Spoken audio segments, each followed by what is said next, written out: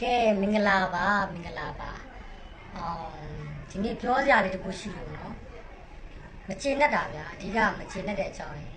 ဘာလို့မကျေနပ်တာလဲဆိုတော့စင်မပြေဘူးလုံးဝသိလား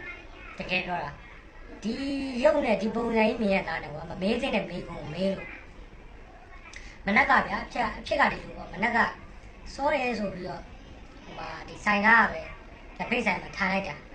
နော်ကိုလည်းပုံမှန်ပဲဟိုလက်ဖိတ်ဆိုကျွန်တော်ကပေါ်စိန်ပဲကြိုက်တယ်ဆိုတော့ပေါ်စိန်တောက်နေကြဆိုတော့ညီလေးပေါ်စိန်တစ်ခွက်ပေါ့ပေါ်စိန်တစ်ခွက်တော့ပေးပါအောင်ဆိုတော့သူကအော်ပြီးမှာတော့ပေါ်စိန်ပဲပါညာအော်ပြီးမှာပြီးတော့ထွက်သွားပြီးတော့ခဏနေတော့ပြန်ရောက်လာတယ်နောက်တကူတကတော့ပြန်ရောက်လာပြီးပါလာမေးလေတိလားအကူတဲ့စမူစာကြိုက်တာတဲ့အီဂျာကွေးကြိုက်တာစဉ်းစားကြည့်အဲ့ဒါမေးတင်တာလို့ဒီပုံစံကြီးမြင်ရတာနဲ့စမူစာကြိုက်တာအီဂျာကွေးကြိုက်တာဆိုတော့ဒါမဖြစ်တဲ့ဘူး